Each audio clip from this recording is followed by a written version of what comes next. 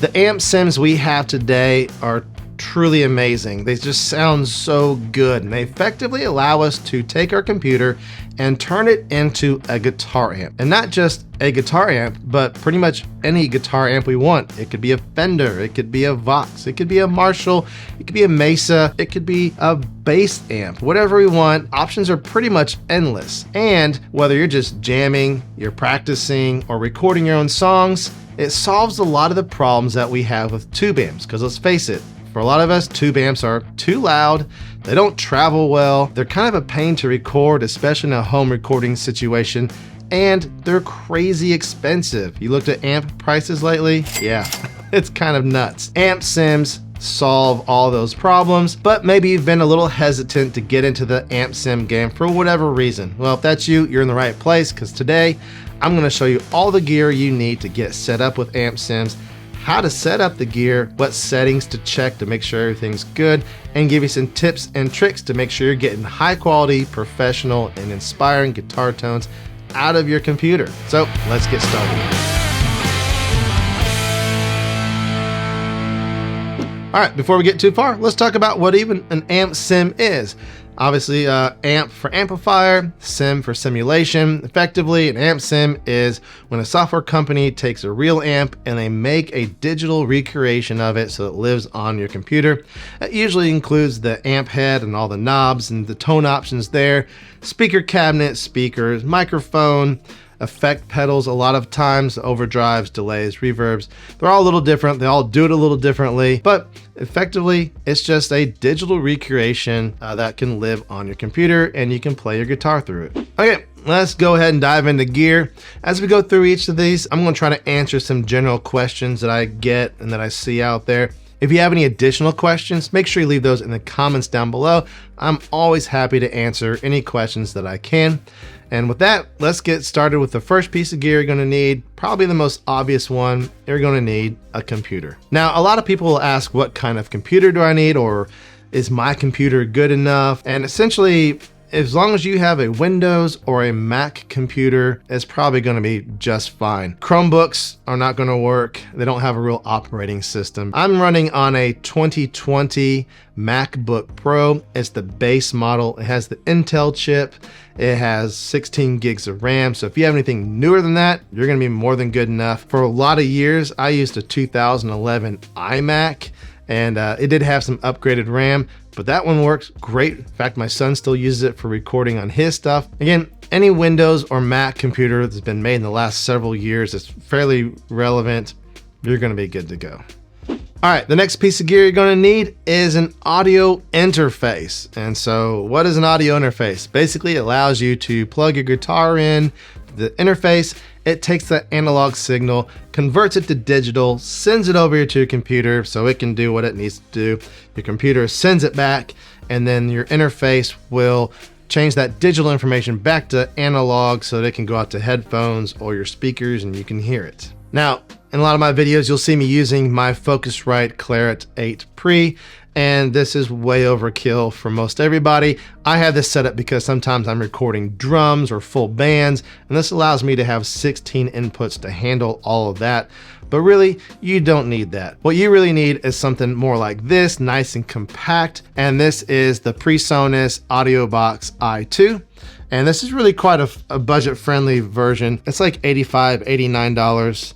And it comes with software and all that kind of stuff. If you can swing a little bit more money, I would suggest the Focusrite Scarlett or the Universal Audio Volt, or the SSL makes a nice smaller interface as well. I'll leave links to those in the description down below so you can check those out. But this one works perfectly fine. We have 2 inputs, which if you're gonna be recording your own songs, I highly recommend having at least 2 inputs. If you're just gonna be using this for like business trips, whatever, to practice while you're on the road and you just need 1 input, that's fine.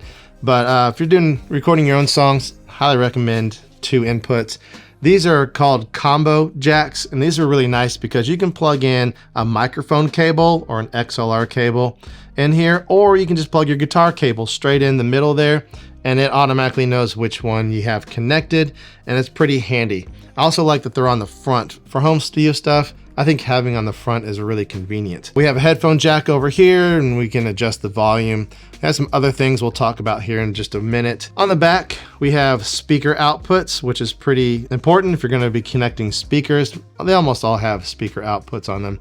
And then over here, we have MIDI in and out. You do not need MIDI in and out for guitar stuff. One thing you're going to want to do before you use your audio interface for the first time is make sure you download the driver software that comes with it. You probably have a little card that tells you to go to the website and where to do that. The drivers are going to allow your audio interface to talk to your computer better. So how do we connect this to our computer? Well, in the box, it came with this USB cable. Simply, all we do is we just plug this into the back here. The connector matches, it goes there. Then we have this standard USB-A, I believe, connector.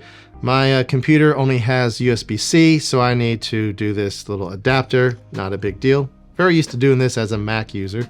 So plug that into the computer, and then you'll see the lights light up on our interface. On these smaller interfaces like this, generally the power is supplied through the USB connection. You do not need an external power supply, which is really nice for traveling and small setups. Just super handy to have that powered right through the USB. All right, the number 3 piece of gear you're going to need is something to listen back on, something so you can hear what you're playing. I have 2 main recommendations for this. The number 1 recommendation is a good pair of headphones. These are the Audio-Technica ATH M50Xs. I've had these for years, 7, 8, 9, maybe 10 years now, and they're great. They sound great. I like that you can undo the cable. This folds up nice. I can throw these in my backpack, and they're super handy. Definitely worth investing in a good pair of headphones. Sometimes people ask, can I use Bluetooth headphones or my earpods, whatever? I have not had any luck with that personally. There's always like a 1/4 second delay. I'm sure a lot of that has to do with the Bluetooth time it takes to do whatever it's doing. And I know there are headphones out there that are faster and they're working on those kinds of things. So maybe you've got something fancy that has better results than these, but I'm going to say generally speaking, no, because there's a really annoying like 1/4 second delay that just makes it really hard to play. The next option I'd highly recommend, especially if you're going to be recording your own songs and getting a little bit more serious about that, is some sort of studio monitor speakers. Now, I use the Yamaha HS8s. I really like them. They get plenty loud. They sound really good. I find them easy to record and mix on and stuff like that. Now, as far as studio monitors, they're not very expensive, but studio monitors are just expensive anyways. So they're definitely in that $700-800 range. If you're looking for something a little more budget friendly, a lot of people like the KRKs, and there's some other options out there as well. And of course, you can spend as much as you want. Again, link in the description down below to check out some of those options that I'd recommend. As far as speakers, sometimes people ask, can I use my PA speaker or my FR speaker? And the answer is, yeah, you can. All you would do is connect the speaker output of your audio interface to the input of your speaker, whatever connections you need for that, and you can certainly do that. And that would be great for like if you're jamming band or band practice or, you know, maybe even a live situation, you could do that. Now, sometimes people ask, can I plug the output of my audio interface into my guitar amp and use that as a speaker? And without going into all the details, my short answer is, yeah, you probably technically can. I haven't tried it, and I just honestly wouldn't recommend it. Your guitar amp is expecting a certain kind of signal. You're sending it something completely different, and you're probably just not going to get satisfactory results, or not as good as headphones or studio monitors. And also, you cannot come straight out of your audio interface straight into your guitar speaker cabinet, because it's just not going to push those speakers. It's not that kind of signal. So, as I said, highly recommend a good pair of headphones, which is what we're going to be using today, kind of keeping things simple. And so I'm going to plug those into my audio interface on my desk here. And again, if you're looking to get a little bit more serious about recording your songs or maybe recording some other people, definitely consider looking into some studio monitors. All right, next piece of gear we need is what we're all here for, and that's the amp sim. And there are a ton of companies that make amp sims, too many to list here, but Neural DSP I really like, ML Sound Lab I really like, and there's a ton of others. Now, generally speaking, when you download and install your amp sim, it's going to install two versions. One is going to be what we call standalone AmpSim, and that just means that it's all self-contained software. It doesn't need any other software to run, and you just play through that. And then there's the plugin version, which is designed to work within a recording software, and that kind of brings up our next piece of gear, which is completely optional. Next piece of gear is recording software. Again, this is optional. If you are just looking to use AmpSims for practicing or jamming over backing tracks on YouTube, you do not need this.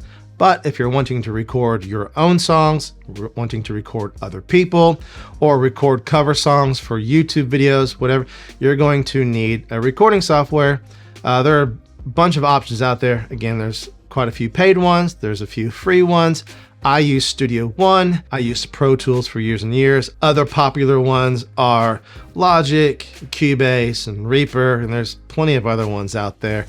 And there's some free ones. If you're on Mac, comes with GarageBand, and then there's Audacity, which also runs free on Mac and Windows. And I'm going to show you how to use an AmpSim on both a standalone and within the recording software.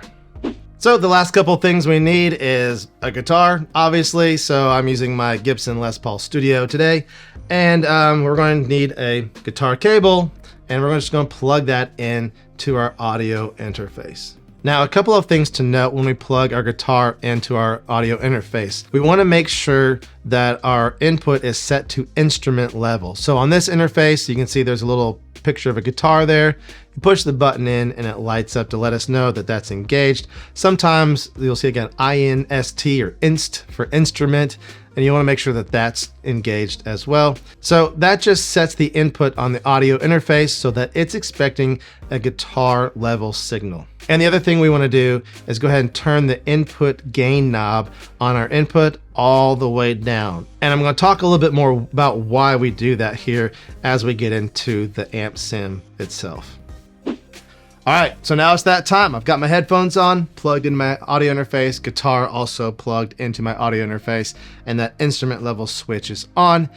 My audio interface is plugged into my computer, and I have an AmpSim pulled up in standalone mode, so I should be good to go and ready to start playing, right?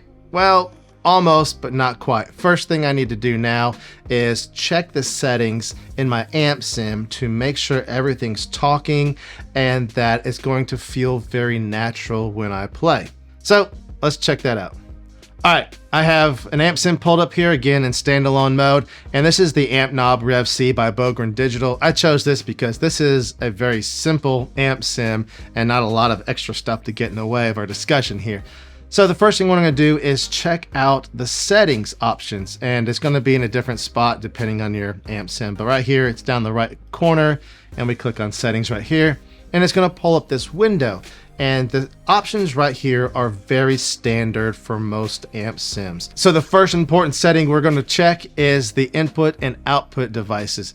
So you can see right here, it's set to audio interface, and that's what we want. If it wasn't, because sometimes your audio interface and your computer don't see each other or whatever, you can choose that in the drop down below here, but it found mine automatically, so that's good to go. Input channels. I am plugged into input 1 of my audio interface, so I want to make sure I'm in input 1. Of course, if I was in input 2, I just switch that right there. Pretty simple, right? Back to input 1. Output channels, output left and right. That's on by default. These smaller interfaces, that output left and right is going to automatically route to the speaker output jacks on the back of the audio interface, and also the headphone output. If you have a larger interface like my Focusrite Claret Pre, that might be a little bit different, but you don't need to worry about that on these smaller ones. The next setting is sample rate. You shouldn't need to touch this. It automatically came up as 48,000 Hertz on here. The next setting is this audio buffer size, and this is a really important setting because this is what's going to make it feel more or less natural to play through an AmpSim. So you can see this audio buffer size is set to 256 samples currently, and we're not going to get into all the technical parts of that. What we're really going to pay attention to right now is this 5.3 milliseconds, that time right there. And what that is, that's the time it takes for when your audio interface sees your analog guitar signal to turn that into digital, send it down the USB cable to your computer. Your computer does what it needs to do with it, gives it to the amp sim. The amp sim does what it needs to do with it back to the computer, and the computer routes it back through the USB cable back to your audio interface, and your audio interface converts that digital signal back into analog, so then it can be heard in your headphones or your speakers. So all of that stuff happens in 5.3 milliseconds according to this right now, and that's really crazy fast. Now if we open up this drop down, you can see there's a whole bunch more options here. And if we go all the way down here to 2048 samples, you can see that time has increased. It's 42.7 milliseconds, which is still crazy fast, but it is slow enough that if I strike a string on here, there's a slight hesitation before I hear that back in my headphones, because that round trip is taking longer, and it takes long enough that I hear that hesitation, which can make it feel very weird to play just because of that slight delay. So it doesn't feel very natural. Now, in order to make this feel more natural to play, we want to decrease that round trip time as much as we can. So if we open up our options here again, our inclination might be to go to this 16 samples right here at the top. Because if you look at that, you can see it says 0.3 milliseconds, which is pretty much instantaneous, right? That's just like stupid fast. But I have my screen recording software going on here right now, and that uses a lot of resources on my computer. And so now this amp sim is going to want to use resources on my computer as well. And my computer's just going to struggle. It's not going to be able to keep up. You're going to hear static and pops and glitches and all that kind of stuff.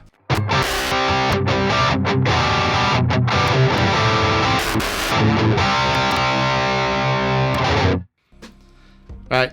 Definitely not ideal. So what we want to do is find that balance of fast enough that we don't have that unnatural hesitation, but also our computer can keep up. So what I would do is I would just bring this up. A lot of times when I'm in standalone mode on my computer and that's all that's happening is just that AmpSim standalone mode, I usually hang around 64 samples right here, and that's really crazy fast.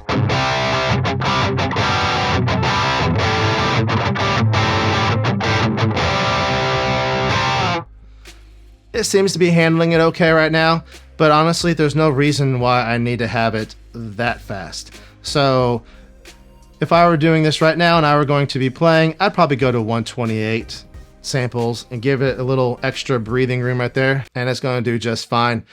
Typically, 256 samples is about as high as you really want to go.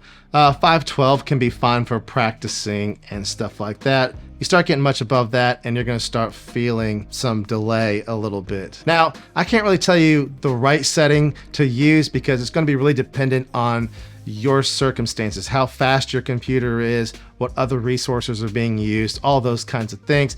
It just takes a time or two of just playing around with it and finding out where your computer likes to live under certain circumstances. All right, so we're now here in my recording software, Studio One, and I thought this would be a really good way of showing how to shape tones and options and stuff like that. Again, a lot of this you can do in the standalone, but there's a couple little tricks you can only do in a recording software situation. So first of all, I have a project pulled up here. It's one of my songs I'm working on currently. We're not going to really use or listen to it, but I thought it'd be nice to have some faders and some tracks, just kind of so it's in a context of sorts. I created this new track here called Guitar for Now, just kind of a temporary track that I'm going to end up deleting. And then I added some AmpSim plugins to the track down here. You can see one thing real quick. I'll pull up this Rev C plugin again, and if you notice, we'll click on the settings here and right here, and you'll notice those buffer sizes and interface options aren't there anymore. Again, because this is the plugin version and the recording software handles all that. So if I come over here, preferences, that's where it is in Studio One, maybe a different spot in your recording software. But you'll notice we have a lot of the same similar options, named a little bit differently, but that's fine. So the main plugin we're going to end up using today is this one right here. And this is the Archetype Nolly by Neural DSP. And it's another high gain style amp sim. But I wanted to use this one because it shows a lot of things in a very visual way. The user interface is really nice for demonstration purposes. But before we get into that, our tone shaping starts even before the amp sim. So if you remember a little bit ago, I mentioned that a lot of plugin manufacturers tell you to start off at 0 or turn your input all the way down on your audio interface right here. If you notice, mine is almost at noon, right? And that's because I don't really follow that advice. The reason is because most of my AmpSim usage in a lot of ways is used for recording, and my primary concern is to get a nice healthy recorded signal. So I don't want it to be too quiet. I want it to have a nice volume. So if you look right here, when I play, I've got the AmpSims turned off. So when I play, you're going to hear just the guitar sound. That's what's going to actually get recorded in this situation. And you'll see the green light on my audio interface lights up just a little bit. And that's telling me I have a good signal. If it turns red, that's bad. We'll show that here in just a second, but green is good. Also, you notice in my recording software, those input levels are getting nice and high without running out of room and turning red on the top. And again, that's what I'm looking for. Let me go ahead and record that for just a bit so you can see exactly what's going on here.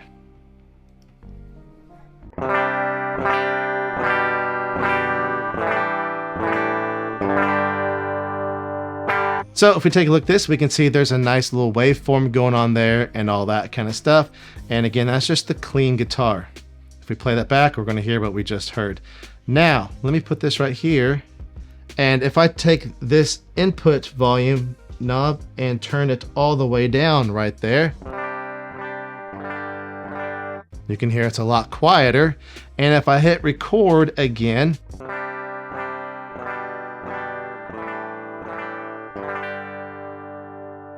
you can see right there in the waveform, it's a whole lot quieter. And I want a stronger signal than that for recording. I want a nice strong signal because I know that I can deal with it after the fact if I need to, as far as the AmpSim goes. Now, what we don't want to do is turn this up like almost all the way here and now hit record.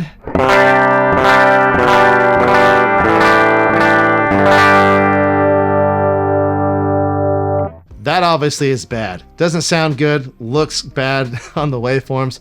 Definitely do not want that. So what we're going to do is we're going to pull this back down. So let's go ahead and pull up our AmpSim. So again, we have our Archetype Nolly by Neural DSP. And let's turn this on, and it's going to be that high gain sound.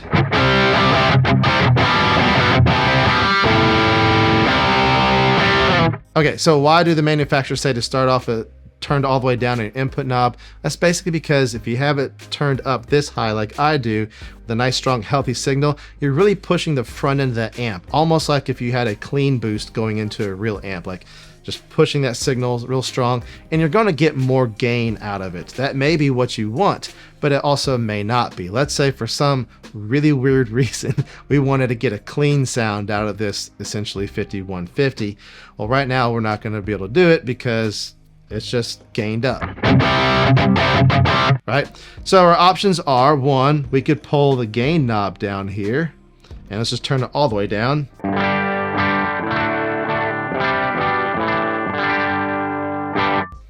It's cleaner, but it's not completely clean. We want completely clean. Well, we could turn down the input knob on our interface, but then we're not going to get our good solid signal. The other option is we pull down the input knob here on the AmpSim until we get a nice, good, clean sound. Now that's quieter, but that's easy to fix. We just come over here to the output and we just basically crank that up about the same amount.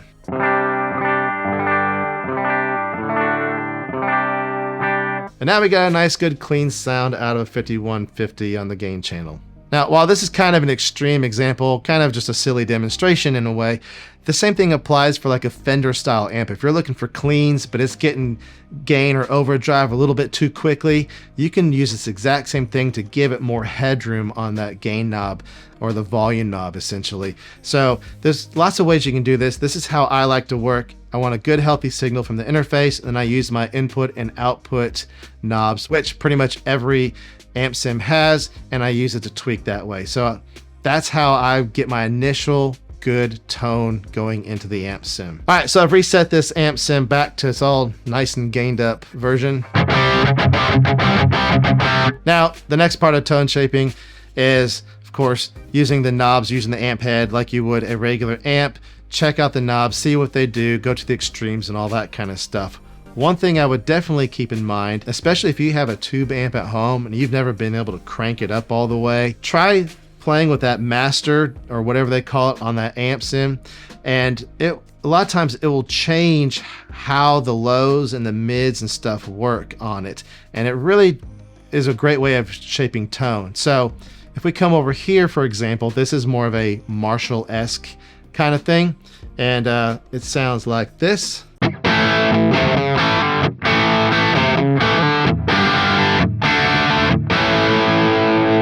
But if we take this master here and we crank that up, it's going to really change the way the tone is shaped and the distortion and all that kind of stuff.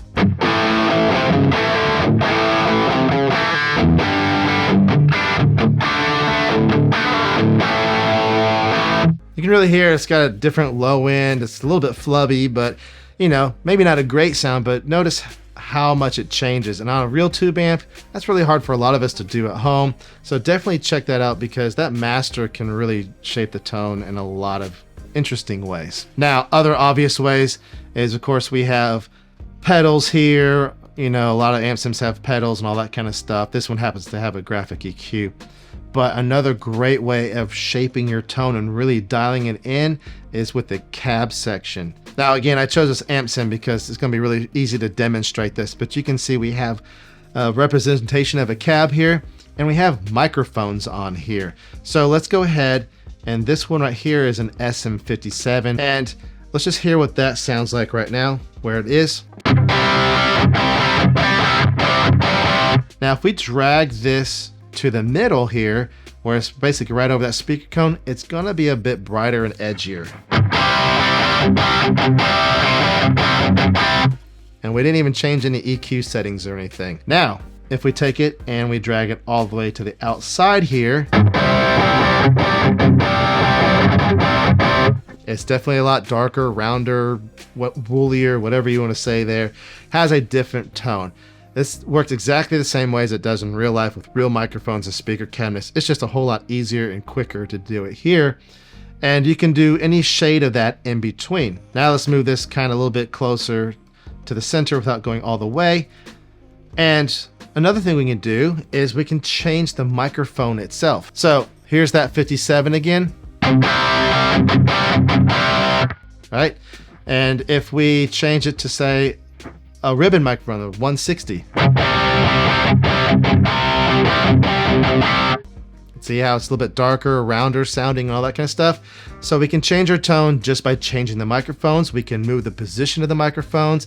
Lots of tone shaping options there without even touching EQ. It's very nice, very handy.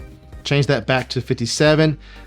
The other thing we can do is add a second microphone, and I really like doing this. I like having a 57, usually about where that dust cap meets the speaker cone there, kind of where this one is. And then I put a ribbon microphone out from the edge a little bit. And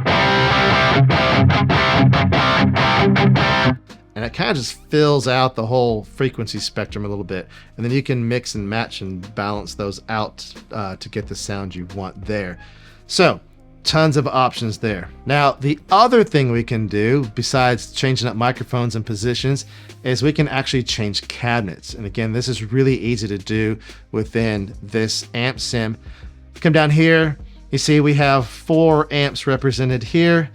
This lock means that as you change it, the head and the cab follow each other, it links them up. But I can unlink it, and I can have this head, and now I can add any cab I want to it, and the microphone stay in the same position. So let's hear what changing the cabinets does to our tone.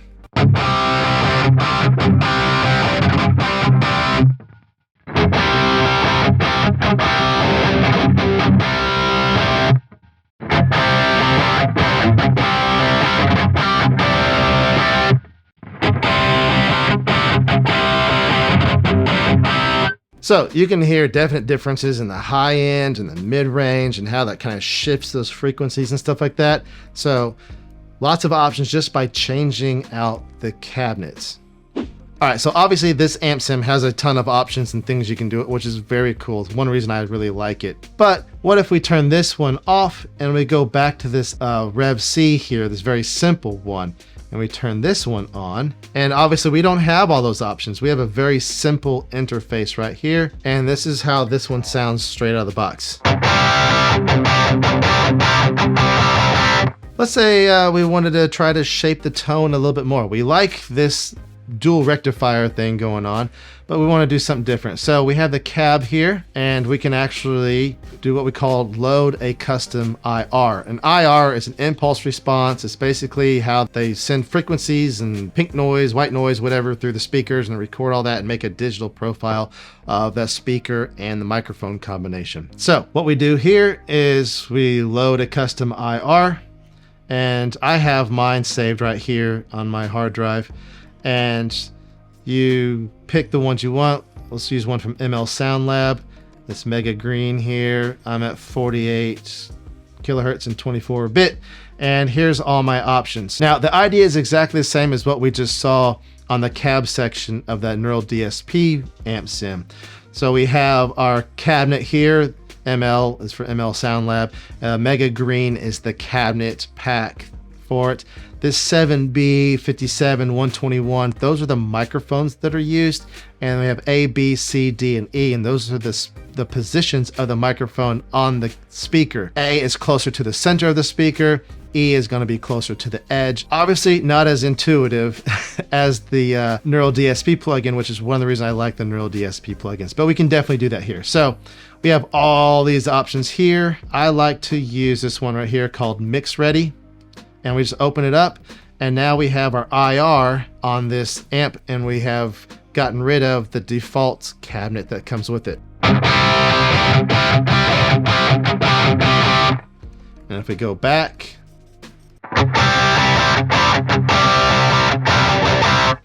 so you can definitely hear that the IR that I picked has a little bit more low end on it. So obviously not very convenient, not super intuitive. I don't like working that way. I just have a few cabinet IRs just to try out. I like the Neural DSP way, and other amp sims do similar things. If we go over here to this amped ML800 by ML Sound Lab, and we click over to the cabinet section, you can see they do kind of a similar thing. We have the microphone here, we can drag and switch out and all that kind of stuff. We can switch out cabinets right here, you know, kind of similar, a little bit different style. So all these things up to this point that we've mentioned, you can do within the standalone amp sim, right? But I want to show you a cool trick you can do only within a recording software, because we actually need to be able to stack our amp sims, and you can only do that like in a recording software where you can put multiple plugins on a single track. So let's go back to our Rev C amp knob here, and let's say that we're not particularly feeling the cabinet that it comes with at default. It's too bright, it's too whatever, we want something chunkier, I don't know, right? And so we don't have any IRs, or we just don't like using loaded in custom IRs, because I particularly don't. So what we want to do is we want to switch to no cab. So that gets rid of all the cab, bypasses the cab section, which sounds absolutely terrible. Right, that's the sound of basically the signal coming straight out of the amp head with no cabinet. And then what I'm going to do is I can actually add another Neural DSP amp sim after this one, okay? Not all amp sims can do this. Neural DSP is one that can. There's probably some others too. I'm pretty sure Amplitude can and stuff like that. But what I do is I turn off the amp head, I turn off the pedals, I turn off these pedals as well, I turn off that. The main thing you really need to turn off is everything before the speaker. And if you go to the speaker cabinet section, that's the only thing that's on right now. Now I engage the plugin itself, and now I have